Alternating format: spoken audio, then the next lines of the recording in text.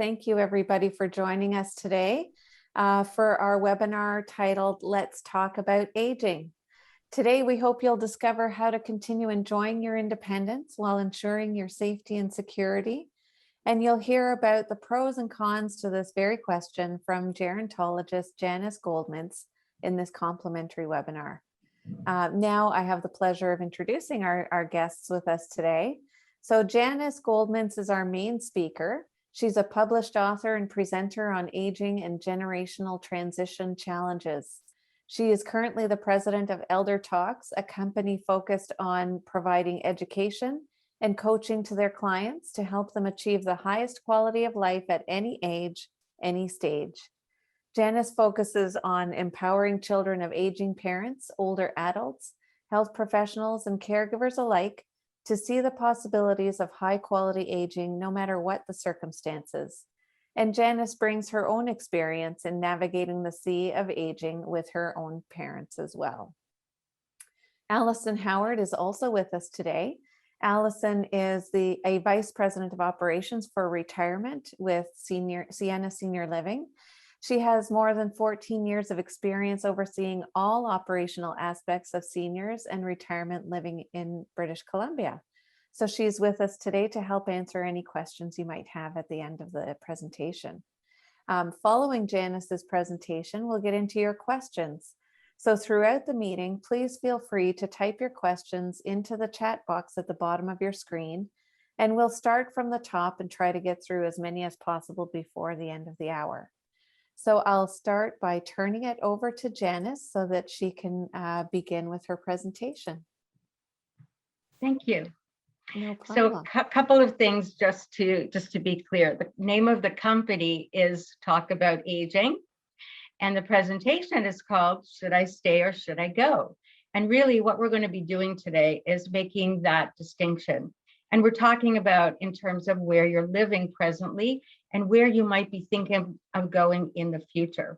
And when I thought about this, that song, Should I Stay or Should I Go? For people of a certain age will remember that song. So we're going to think about what you might want to consider. So let's look at what we're going to be looking at today. So what we want to discover is what is going to be important to think about. What are those aspects of things that happen in our life that might help me decide, should I stay or should I go? How can I decide? And who can help me make those decisions? One of the important things that people don't normally think about is what is holding me back from making those changes? When it comes to should I stay or should I go, there's so much to think about: where to go, when to go, how to go. There's usually joy and reluctance in it. There's excitement and thinking, well, I'd love to be in a new place, but there's also the fear of the unknown and what is going to happen if I make the wrong decision. There's actually something called relocation stress syndrome, which is a medical diagnosis for people who are in the midst of relocating. And it is about the stress and the energy that gets taken up in actually making those transitions. So when we're talking about moving, we're talking about any kind of move. It can be from a larger home to a smaller home. It can be from a home to a condominium or a senior apartment or to a senior living community.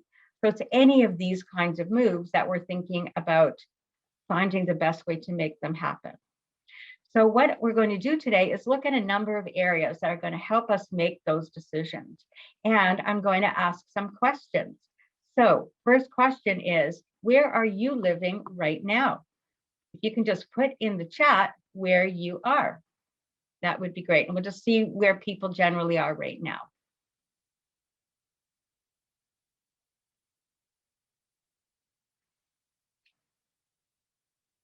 Okay, person in Oakville, are you in a home? Are you in a condominium? Okay, we have a very large old home. Their own home, single family residence, single home, in a condominium, in a condominium. So it looks like most people right now are in their own homes of some kind, whether that's a townhouse or it's a single family home.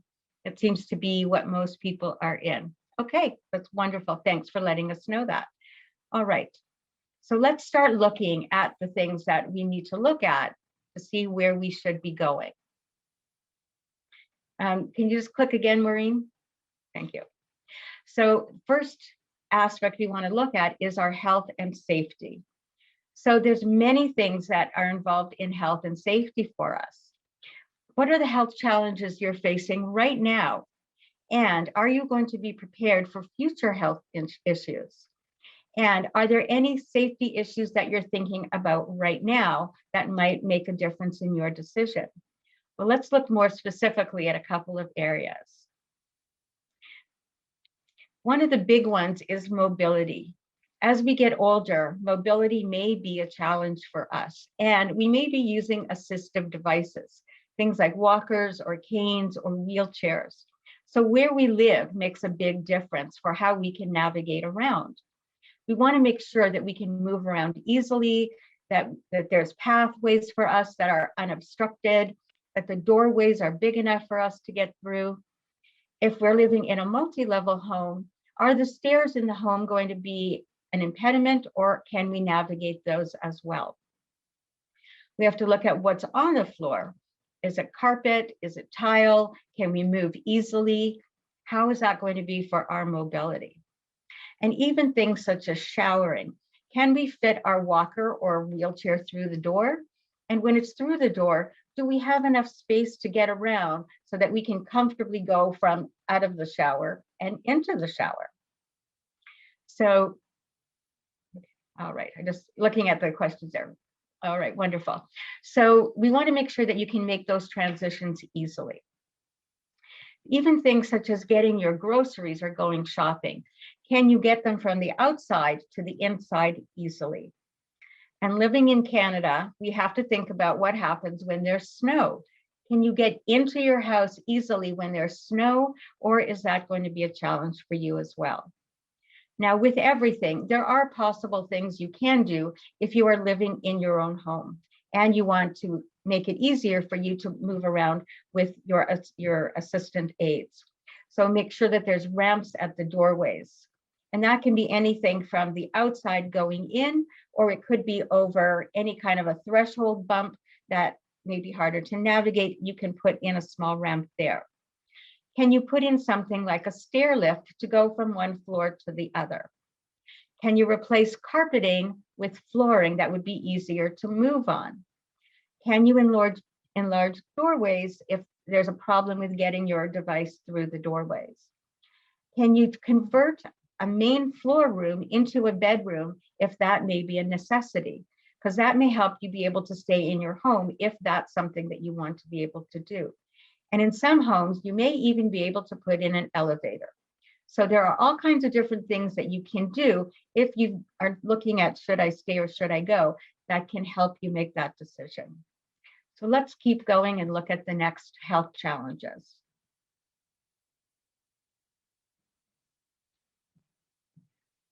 You went a bit, I think you went too far.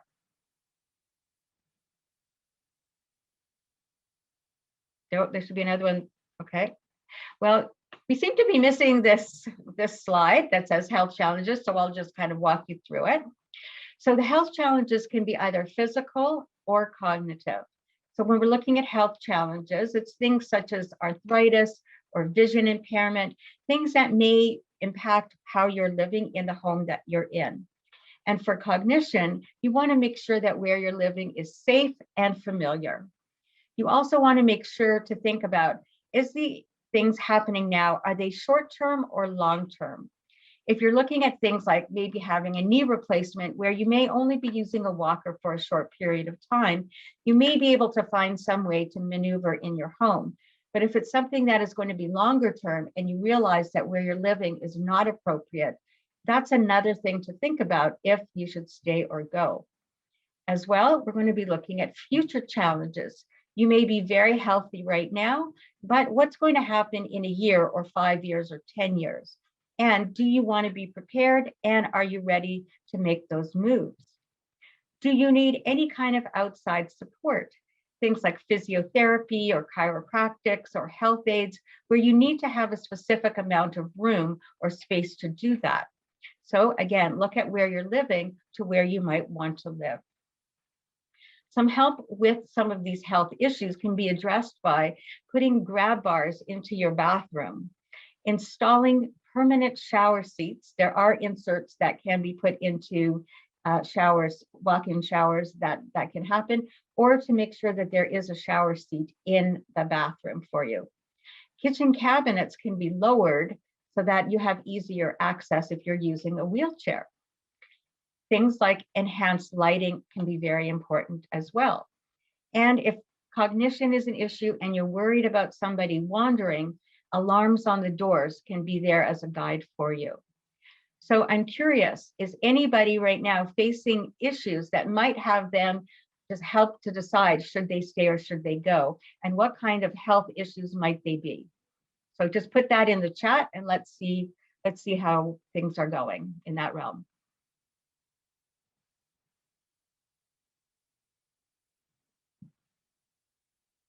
Okay, it looks like nobody's facing health challenges. Well, that means we've got a whole bunch of healthy people out there, and that's fantastic. We're happy to hear that.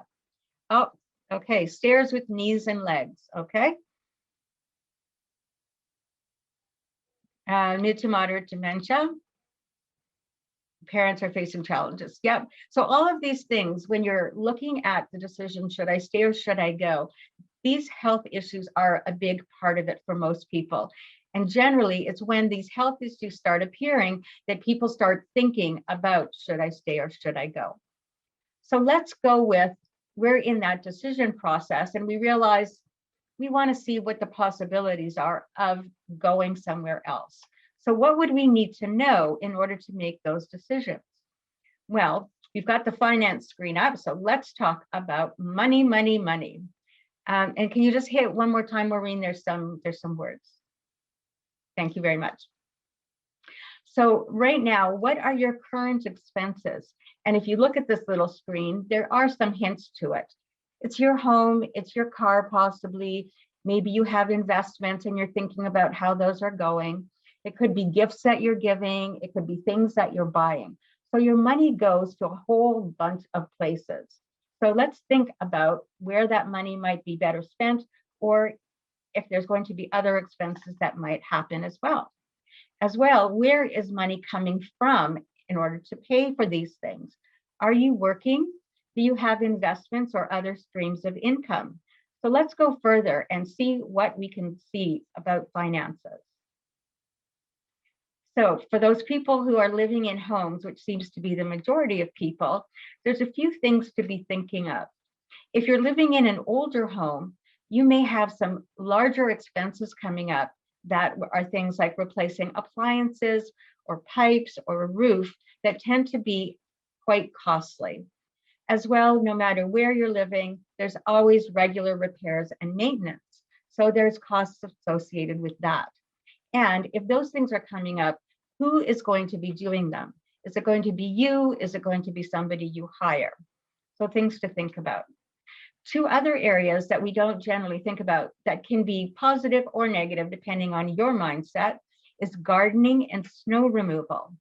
There's many people who absolutely adore gardening. It's an outdoor activity. The pride of ownership, going out there and communing with nature is an amazing thing. And you have to think about how important that is to you when you're moving. Now, not to say that it cannot happen in other places, because it definitely can, and we're going to speak about that, but just think about that as one area to think about. And as well, the snow removal. Now, I'm one of those crazy people who actually likes to shovel the snow. So for me, it's not a problem. But as we get older, that may not be something that we want to do. So again, thinking about snow removal and the cost of that and who's going to do it, and can it be done in a fashion that is going to be quick enough for you to be able to get in and out of your present residence. So I'm wondering, is there anything else that you may be looking at in terms of expenses for where you're living that might be influencing your decision to stay or go? And you can just put that in the chat if you have anything that's on your mind right now that might influence your staying or going. So somebody said a lot of outdoor work, mowing and weeding and snow blowing. Yep. And we're going to get into property taxes in just a minute. So that's definitely it. Yep. Renovations. People are thinking, if they're going to stay, do I need to renovate, make things more modern? All of these are definitely aspects that we're going to be thinking about if we're thinking, should I stay or should I go? Okay. So let's go to the next slide and see who can help us. What kind of people can help us to make some of these decisions? So I would say the majority of people use an accountant to do their taxes. So these accountants probably have a very good idea of what your financial situation might be.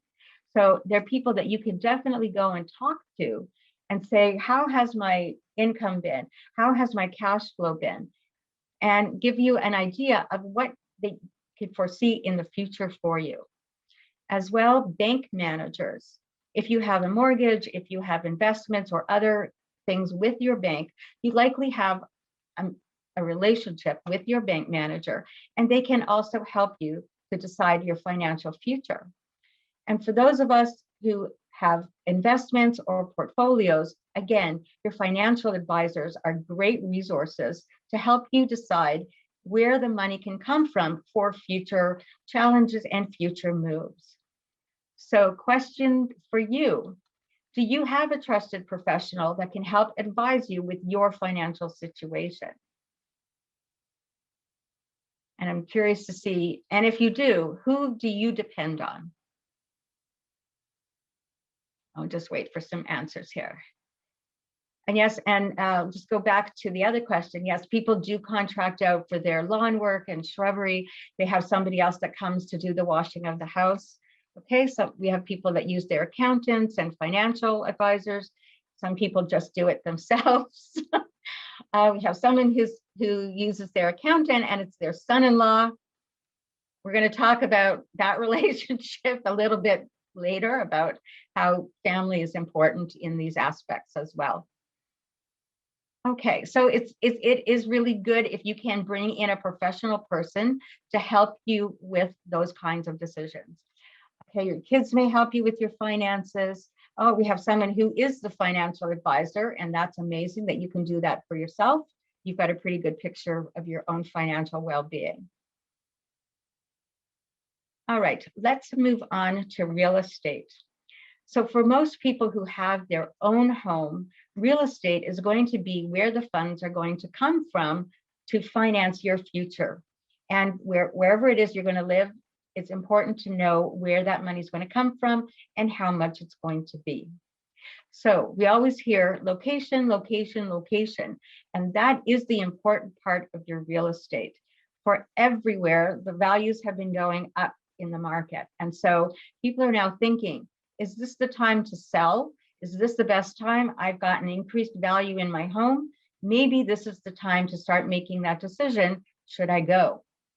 And when you think about that, think about the things you gain and lose by moving. If you're downsizing in any way, you're going to be having less maintenance. And if you're somebody who travels, going into a condominium or a senior community will make it easier for you to travel because you can just turn the key and go away for a month or so and know that everything is secure when you come back. If having a health professional at the ready is important to you, then a senior community can be very important because you know all you do is you pull your call button or push your little pendant and somebody's there to help you. Now, in terms of giving up, if gardening is something that's important to you, you may think about that. But I can tell you through my own experience, my father is in a senior community. He's got a beautiful garden that he's done there. So just because you're not gardening in your own home doesn't mean you can not have somewhere to go. There's definitely ways to get around that as well. So one of the things that I really suggest to people is literally take a pen and a paper and write down the pros and cons for you when it comes to moving itself. So let's look into what does it take in selling your home if that's your decision. I suggest that you find a really good real estate agent, and preferably one that has experience in dealing with older adults, because you're going to get top-notch service from them. They have a greater understanding of your challenges and can serve you well. Also make sure that they are successful in your particular geographic area. You really want them to know your specific market so they can give you the best advice. You also want to go to them for advice on how to show your home in the best possible way, whether it's organizing or staging or whatever that may be for you. Also, think about improvements you've already made to your property and make sure to highlight them when you're selling your home. For some people, having a senior adapted home is an amazing thing for a new buyer. If you already have that stair lift for them, that's an advantage. If you already have grab bars in the bathroom, great advantage. But if you have younger families, they're looking for something slightly different. So be careful of what it is that you're doing to make sure that it's going to be as sellable as possible for everybody. And again, ask your real estate agent when it comes to cosmetic changes, what's going to give you the biggest bang for your buck? Because you want to get a significant difference for what you're putting in to what you're going to get back. So let's look at what happens when you do sell your home. And the next thing is getting ready to move. So we're going to get ready to pack it in, and there's lots to do there. Are you going to be the one that's going to be packing the boxes, or are you going to need help? You also want to make sure that you're thinking about the cost of moving itself. So the moving van and the packing, maybe organizing and staging. So let's look further into that. So I can't wait to pack boxes and declutter, said no one. Nobody, that is not anybody's thing they really, really want to do, but it is a very important part of moving. And there are ways to make it easier for you. I have a tip for you. It's the 5-box or 5-label system that can be very helpful. Look at your belongings with 5 things in mind. 1, are you going to give it away? 2, are you going to sell it? 3, are you going to get rid of it? 4, are you going to keep it? And 5, does it need to be repaired so you can take it with you? So when you're looking at your belongings, look at it with these 5 things in mind and think, all right, these are the things I'm going to give away, and put them aside, and then do whatever it is that you need to do to give it away. These are the things I'm going to sell. Put those things together and either go online to do your sales, or Kijiji, or Max Sold, or wherever it is that you're going to use, or a content sale, to do whatever it is you're going to do to sell your belongings that you're not going to be taking with you. For repairs, get your items repaired before you move, then you can put them in with your taking with you items. And again, who's going to do this for you? Are you going to be doing it, or will you need friends or professionals to help you? One thing we don't think a lot about is when we're moving is the emotional side to it. And there definitely is an emotional side. You likely have memories attached to your home within your 4 walls of events you've had, parties, whatever it is. But the truth is, when you move, those events don't just stay in your home. Those come with you in your heart, in your mind, and with other people. So while you may be thinking, well, I had my parties here and my family gatherings, it doesn't mean you can't take that and do it somewhere else and create new memories for yourself. As well, in your neighborhood, you may have the hairdresser or barber you go to, your local drugstore or grocery store. And when you move, you may have to recreate that, but that's totally doable. And you may find something that's even more to your liking, or you get to meet new people and get a whole new kind of haircut that nobody's ever done for you before.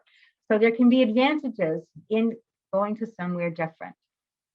One of the things that comes up a lot when you are downsizing is you have all these things that now you can't take with you, and they're your treasures. And you think, well, my children, my grandchildren, they're going to love these things. And in fact, they don't. So think about your attachment to these things and give them away with love. There are people who would love to have your donations. There are people who would love to be able to buy what you've had that you are no longer needing. And that can be a great way of you giving back, and an amazing feeling for you as well. one of the things that I suggest when you are moving is to get somebody who can help you plan your new location with the floor planning. Where's your furniture going to go? Where are your things going to go? If they can help you get a mover lined up, if they can be there the day of the move, wouldn't it be an amazing thing to move from one place to another and walk in, everything is put away and you're ready to go? Or your boxes are all lined up nicely in each room, and it's very easy for you to unpack yourself and start your new home. So question for you, share one memory of something that's happened in your home that you would like to take with you if you moved away, something that's good that has happened in your home that you would want to remember.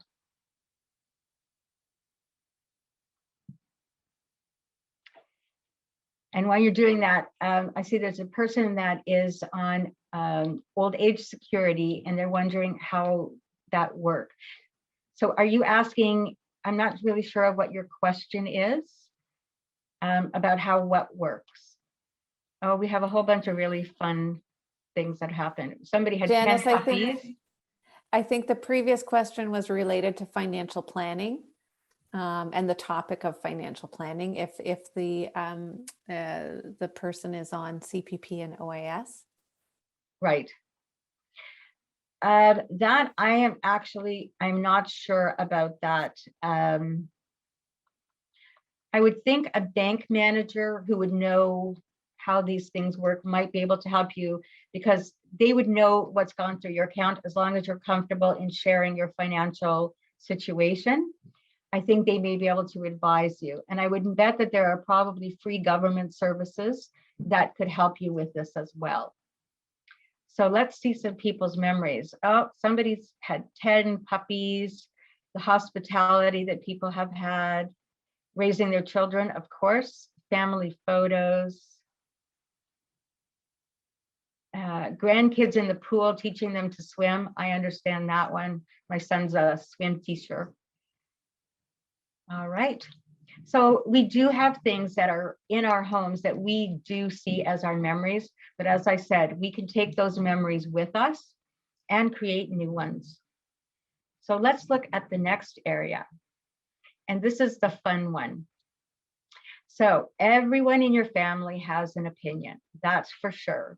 And everyone is going to tell you what you should do, what you shouldn't do. And that's okay. It is helpful to sit down with the key decision makers, whether it's your children, your grandchildren, friends, or it's professionals.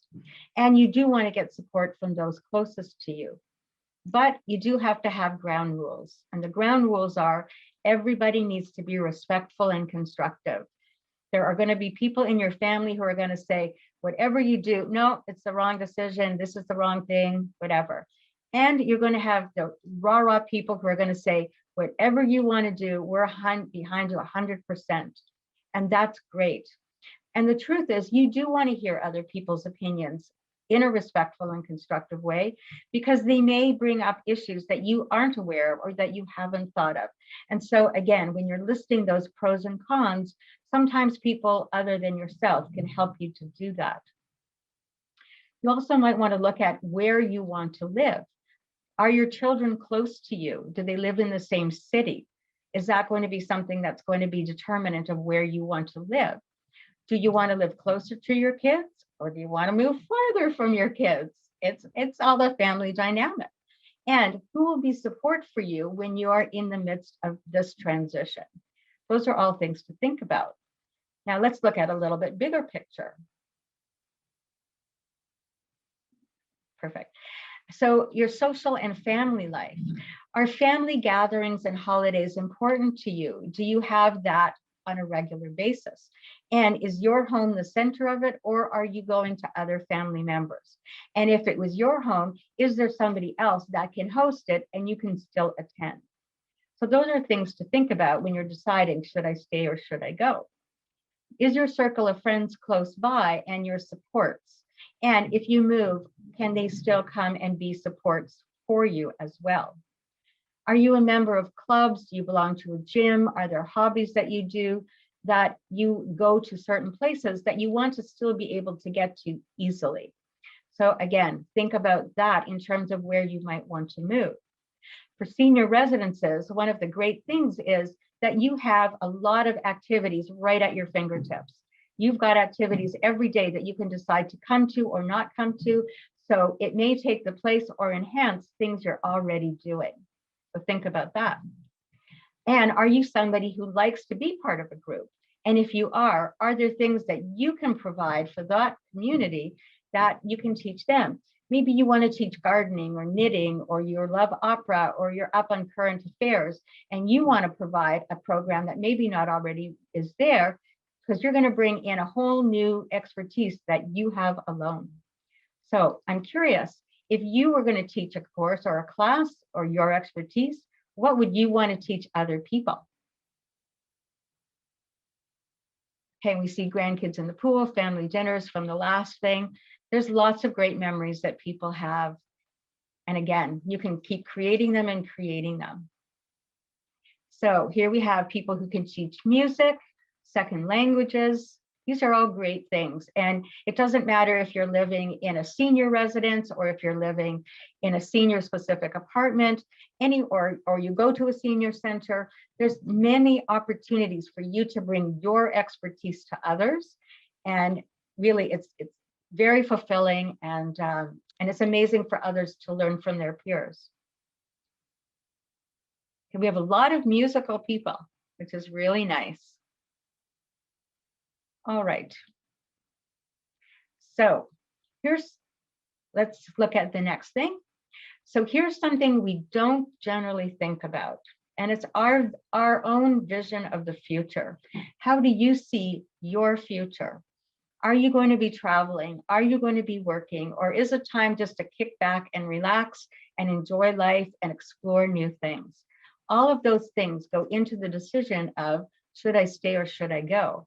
And your own vision for yourself.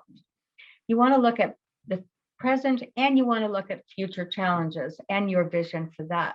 Because ultimately, the decision is yours to make, and it's your vision for your future.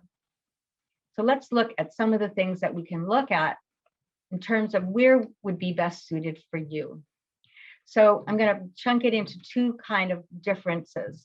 The first is where you're living independent roof kind of thing. So your home, condo, or apartment.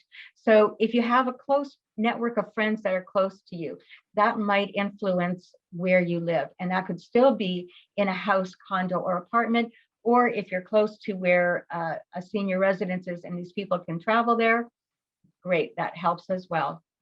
Your home can generally be modified if you have changing needs. So that's something to think about. Is my home going to be able to be modified in the future if I need it? If maintenance isn't overwhelming, or if you can afford to bring in help, that can sway one way or another. If your physical or medical needs are not high level, then maybe in your home is okay. Maybe for now, that's fine, and you still want to move to a senior community because you know in the future that's something that you want to make sure is covered. So one of the great things about senior communities is you're now going to low maintenance living. Some of the cleaning is done for you. Some of the meal prep may be done for you. You don't have yard or property maintenance. And so when those things are important to you, that's a great way to go. If you need some minor assistance with activities of daily living, you know it's there for you. And if there's an emergency, you're a call button away and you have help at hand. If you like having socialized activities at the ready, again, senior communities are a great opportunity for you. If it's financially feasible for you to do that, great. And you can plan for the future because there are, in most places, a whole number of different levels of care, and that's always there for you if it should be needed. And then, as I had mentioned before, if you're someone who travels, it's great to be able to turn the key in the lock, go away for a month, and know when you come back, everything is safe and secure for you. So, question for you. For you, which of these things seem to make the most sense right now? And we'll just wait for some answers to come in.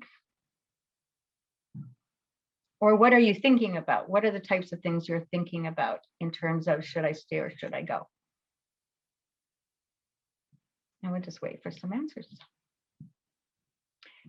Smaller one-floor home. Yep. Someone traveling. Somebody is looking still at staying. Okay. It is important to start this discussion early on because it does take time. And today you may be in the mindset, I'm going to stay where I am, but it's always good to get information about options because we never know what the future is going to hold. And it's great to know what the options are that are out there so that you can make an informed decision. You really don't want to wait until something happens and then you're forced to make a decision. So even though you may want to stay right now, it's really great for you to be looking at options, even if it's a little bit down the road. Okay, so somebody looks, I'm guessing that somebody is living in a home and may want to be going to a condominium. Okay, that's great. Okay, so here's something that I didn't address that I would like to. When you have a couple and one person decides that they would like to move and the other person decides that they wouldn't like to move, that can become more challenging in the family dynamics. I can tell you there are many situations where one of the couple is very healthy, but the other person is experiencing health changes. And so sometimes there has to be some compromise to do what's going to be best as a family unit to address the needs as they are occurring. So that is definitely something that you have to think about, the needs of everybody in the family. Okay, so I'm going to let the people from Sienna, I'm going to let Maureen or Allison talk about what else people would need to think about in terms of expenses after the amount that they're paying for their particular unit. Thanks, Janice.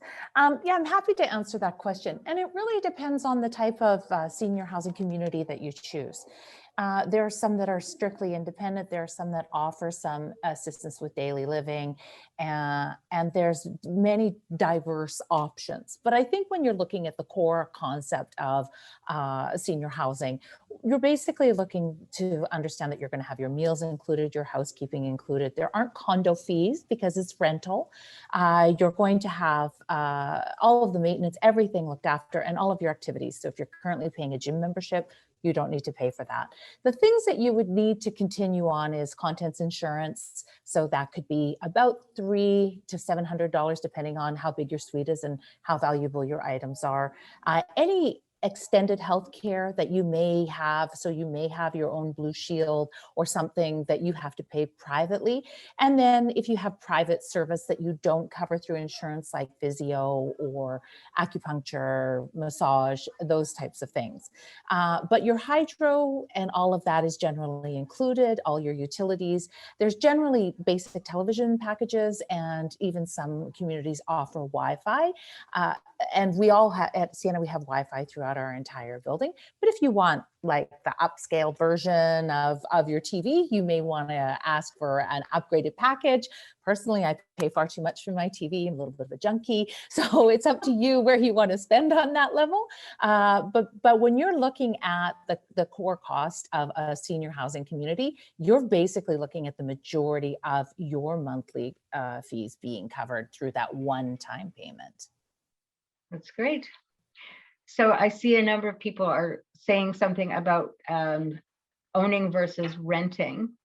And it's totally understandable. We have someone who said, I'm 84 and I don't want to buy something. I just want to rent. And that makes sense in that capital is available for you to do other things if you want to, or to plan. And that's certainly something that there's many options for rental as well. And you know, if your idea is just lay back, enjoy, you know, the sunsets every day and sit in that rocking chair, that's perfectly fine. There's lots of ways to do that as well, depending on what your preferences are. So as I said, one of the things that I think is important is to get as much information as possible. So one of the things that I really would like us to think about is what stops us from staying or going. Next. Maureen? Here we go. So what holds you back from deciding, should I stay or should I go? And most of us have lots of options to think about and lots of things that are going to weigh on our mind. And for everybody, that's going to be different. What would you need to know? And what might be holding you back from deciding? For everybody, change is a challenge. And sometimes we just can't see how to move forward into the unknown. And we know we need to make a change. We just don't know how to do it. So one of the things that I'm curious about is, what is it that might be stopping you from moving? And in the chat, I have 5 different things, and you can also add your own and let me know which of these might be something that would stop you from moving. Is it finances? Is it money? Is it your family's opinion? Is it the actual moving itself, packing, unpacking, downsizing? Is it the fear of the unknown, or is that you're just not sure? So again, finances, family, moving, fear of the unknown, just not sure, or something else. Okay, so we have somebody who said it's the actual moving, having to set up and all over again. Now, just to let you know, there are many, many professionals that can help with that. So we can, you can address that with lots of help, and hopefully that can be minimized for you so that you can look at other aspects. So again, the actual moving, cleaning, decluttering. Yeah, it is daunting, but again, there's amazing people out there that can help you. Whether to rent or go to independent living and the work entailed in preparing a home. There are amazing stagers and organizers out there. We have one here, I have too much stuff. Everybody, I don't care where you live, everybody will say they have too much stuff, but what an opportunity for you to go through it and keep just the things that you absolutely love. And again, I'm sure that family or friends may be able to help you, or there are professional downsizers and organizers.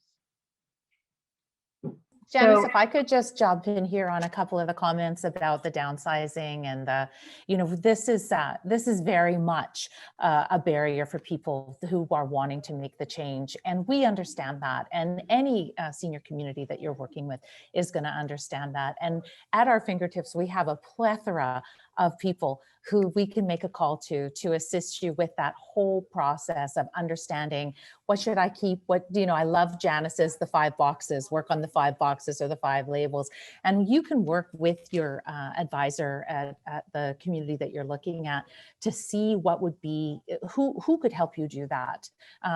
We have, as I said, we have a list of trusted professionals that we can share with you, because that is simply one of the most daunting things that people face when they're looking at that move, is the wall of life that is in their homes. So we help you to break it down into manageable chunks. We can assist with moving companies and all of that type of thing. So it's real, but it's also surmountable.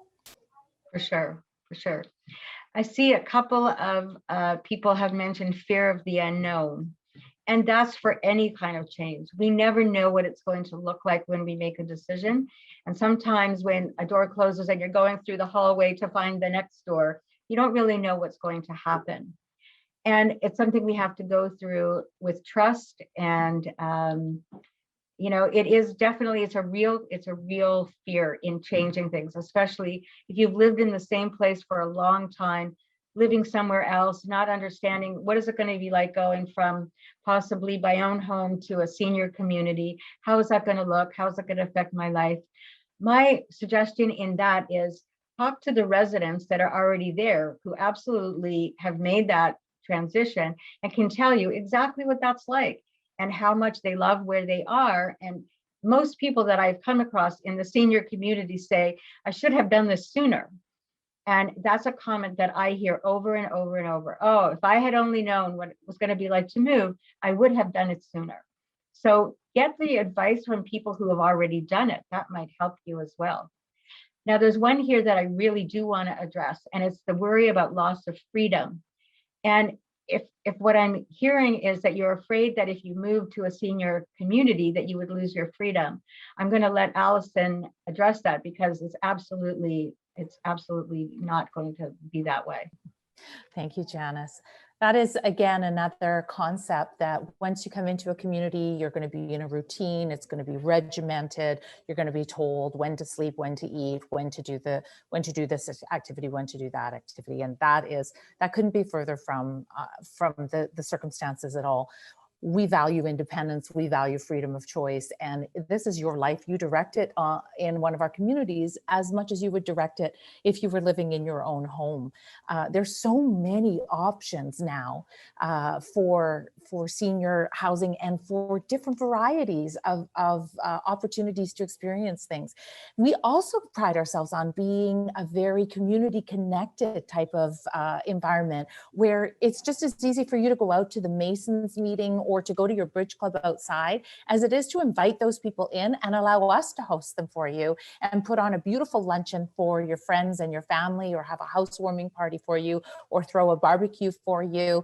And you can carve out that very personalized experience that in that private space within our four walls. So you will find that it is congregate living, absolutely, but you pick and choose how and when you want to be involved in that, and take what you like and leave the rest. And it works out beautifully. So there was one question about, are you a social person? If you're not a social person, but you like the idea of somebody coming and cleaning your suite and making your lunches for you, and, jumping on a shuttle bus so that you don't have to drive in the snow anymore, that's great. That sometimes can be just enough.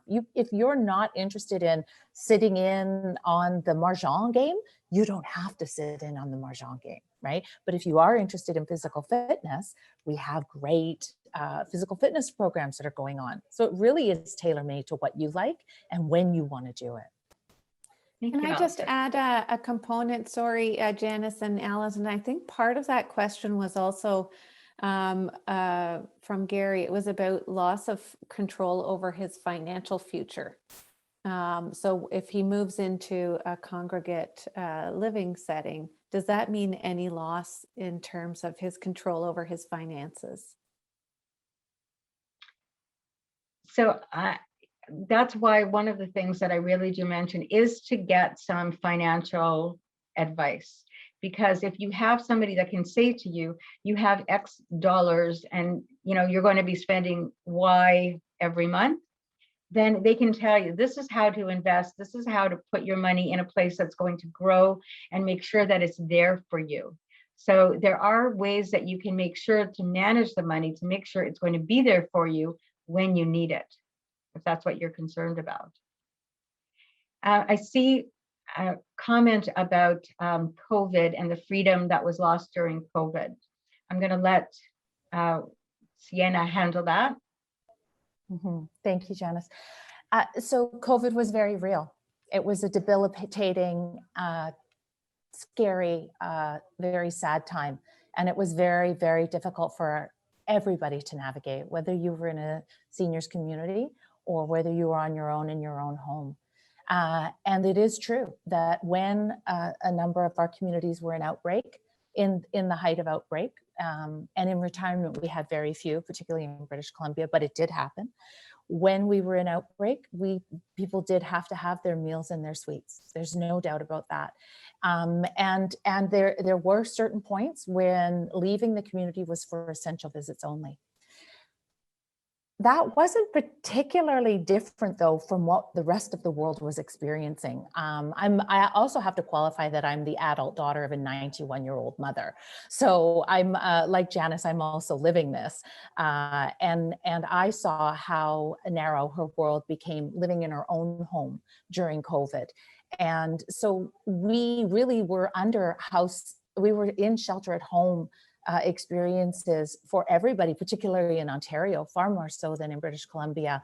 And the sheltering in place was very, very difficult for seniors, and arranging grocery delivery and arranging all of those types of things. When we were going through COVID, we were going through it collectively.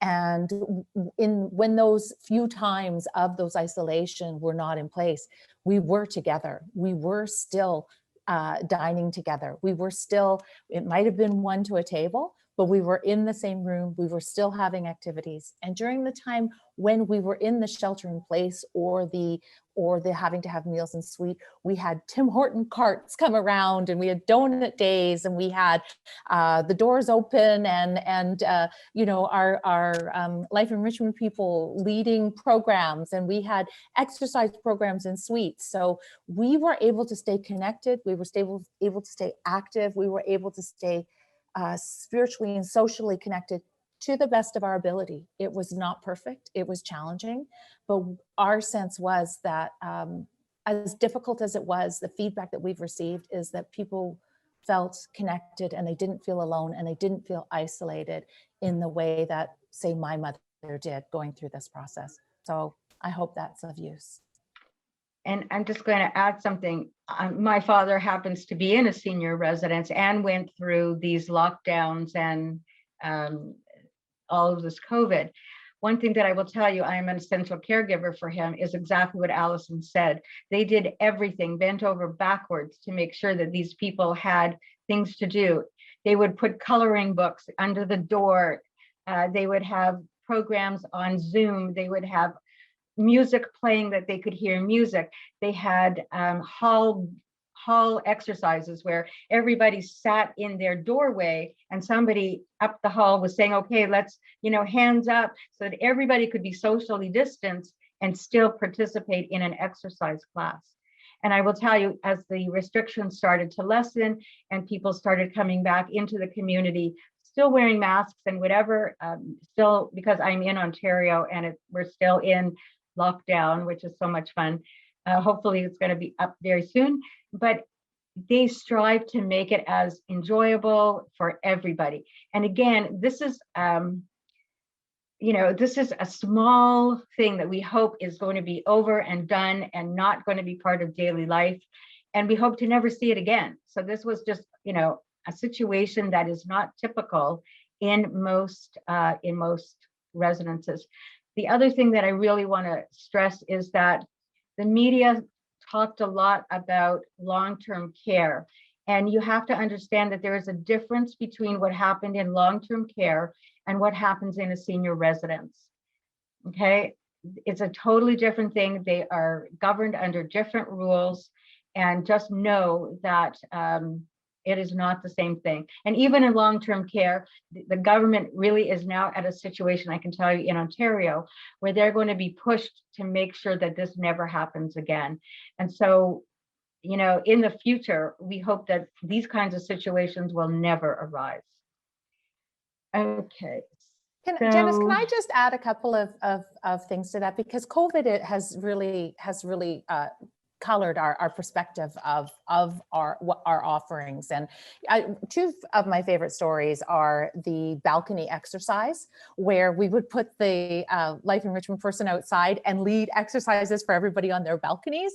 That was really fun. And then we'd also bring music in to be on the outside so people could go on their balconies and listen to the music. But I think the fear around COVID in the residences is real. But the one thing I did want to share is we were in British Columbia. I can speak for British Columbia. I know Ontario wasn't too far behind us. Our residents were the first to be vaccinated. So Yes. Our residents were vaccinated in January, with their second shot happening in February. Again, reversing back to my 91-year-old mother who lives on Vancouver Island, shout out to Shailene, who's on Vancouver Island, I see you. She is getting her second vaccine this Friday. So there are definite benefits to living in one of our communities when it comes to health and safety. Sorry, not to belabor the point. No, that's fine. And I can just say, as an essential caregiver, I had my first vaccination in December, my second in January. And that community that my dad is in all got their vaccinations in December. So they did get that heads up over other people to make sure that they were safe as a community. I want to address this thing about the pension that was paid and the bank account taken over. My guess would be that this was not a senior residence, but it was long-term care.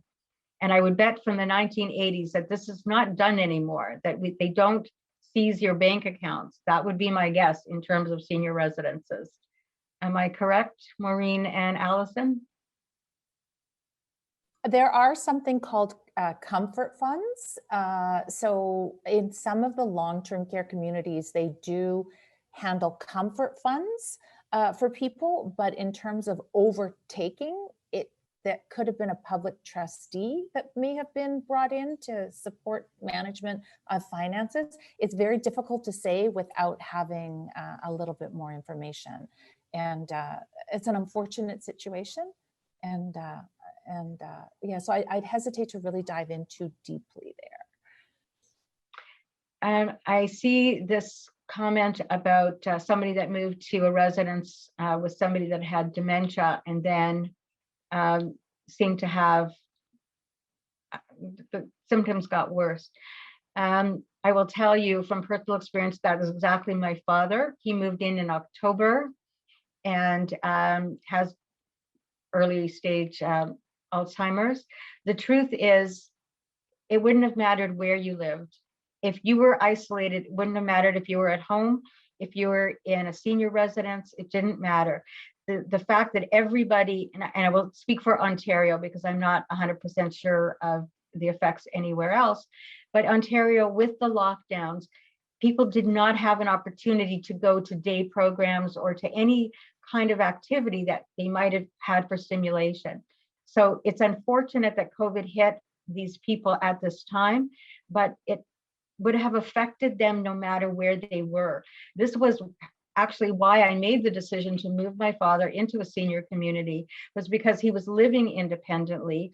And I was concerned that with COVID, he wouldn't be able to go get groceries. He wouldn't be able to have medical help if it was needed, that he was going to deteriorate faster. And so it's unfortunate, as Allison said, that this is just the reality of COVID that it brought to people, and it wouldn't have mattered where they lived. But I did definitely want to address that. Somebody else said, well, we move to where our friends are or our family. What happens if they move away? That's, that's lifelong. I know definitely in the States, I used to live in the States, families did not live together for long. Kids got different jobs, they moved away. The parents went and retired in Florida, they moved away. It's just the way that it is, and nobody knows what's going to happen in the future. And so you make your best guess at that time to do what you can. And if in a number of years your family moves away, you likely will have created other relationships that are going to be there. So you will have support, and that will be there for you. And the other thing is, if in 6 years or whatever that person moves away, then you get to make a choice again to see if it makes sense to move or it doesn't make sense. So there's so many individual factors that you have to look at for yourself before you make that decision. Janice, there's a related question also in the Q&A box around one person thinking about moving to another city, and how would she go about making that decision, which would be a pretty big one? So the things that I might look at is, if depending on if you're moving from, I'll say, standalone home to standalone home, or are you moving from a standalone home to a senior community, it's a little bit different. If you're looking at a senior community, most companies have representatives all over the place, and they're on the internet. You can see the residences, you can have virtual tours. There's lots of ways to actually see where you're moving to. And as Allison said, most of these places are connected to moving companies, downsizers, organizers. They can suggest people to help you make that move. If you're going from home to home, it's a little bit different. But even there's real estate agents that are connected if it's the same company, like Royal LePage, that are all across the country, that can help you to find the appropriate neighborhood for you, the appropriate home, all of that. But part of it is on your own information gathering. Is you have to decide, again, what's important to you and how to find out what it is you need to know to make an informed decision. Because that is the best way to go, is to have that informed decision, no matter if you're moving a block away or if you're moving across the country. That's a really good point, Janice. You know, I've been thinking about some of the questions about lifestyle that we've been seeing. And what it really, really boils down to is, what are your values and what are your interests? And I was looking at Ian's comment and he was saying, well, we can't travel now. And so we're going to, you know, sit on our rocking chairs and watch the sunset. But what are the things that we gained from travel? Like, why did we travel? For me, I love travel, and I travel to have a new experience, to taste new foods, to see a different world, to meet people who I might not have met in any other circumstances. And look, there's no way that going into a seniors community and becoming part of a seniors community is the same as going to Portugal. I'm not going to tell you that, Right. but you definitely get to have some of those similar experiences when you come to a community. You also get to pursue some of the things that have been of interest to you that you maybe parked because you were so busy raising your kids and managing your home. And you know, we found people, we have a person who in one of our communities in British Columbia two people who wrote children's books during COVID, and just found that, rekindled that passion again, or found it for the first time. And but what you really want to look for when you're looking at anywhere to live is, does this reflect my values? Can I be whole here? Can I be the person I want to be here? Or can I be the person I want to become here? Does it value me? Do I feel motivated by this? Is it neighborly? Do I feel part of the community? You know, what are the intrinsic things that I'm looking for? And those are, when you're looking at anywhere to live, whether you're working with your real estate agent or you're working with an advisor from Sienna or any other communities, ask those core questions. Who am I and who can I become when I come here? Right. So let's just do a quick summary of the things that are important to look at, and then we're going to get to questions and comments. So just to recap, it's important to look at your health issues today and in the future. What's your financial situation today and again in the future? What does your family think, or is that important to you? And do you want to make sure that you get people to weigh in to help you make those decisions? And what is your vision of your future? These are all important. They're all things that you need to consider, and you get to decide what's most important, and you get to make that plan. My suggestion to you is to be proactive. Don't wait for an event to happen where you have no choice. Get your information today, do your due diligence, write these things down, think really carefully about it, and then make the best possible decision that you can for you.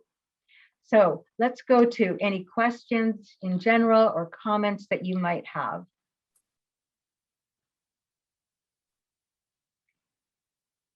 I'll just see what I do think, Janice, we're at the top of the hour. So we'll see, we've had a fair number of comments and questions. Maybe we'll have time for one more. Okay. If anyone has one. And if you can just put up my contact info for me, would be great. Just so people know who I am. Thank you. So just to know who I am, if you want any help in that decision process, I'm more than happy to sit down with families, whether it's virtually or in person, and help you navigate some of these questions, or, you know, bounce ideas off of me. Or if you need help finding professionals that can help you do that, I am more than happy to do that, and would love to talk with you, because it's been a great pleasure to do that. And hopefully I've helped you decide, should I stay or should I go? And let's see, we've got a couple of questions here. So yes, we do. We do have homes. We do have homes in and around Canada, in the Ottawa area, quite a few, and they're quite beautiful. All right. So thank you for your time today. I really appreciate it. And again, I want to thank Sienna Living for giving me this opportunity to share some of this information. And I hope that you've learned something, and that you can now go back to your own family or sit together and say, wow, okay, now I have some decisions to make, or some things to think about that I didn't think about before.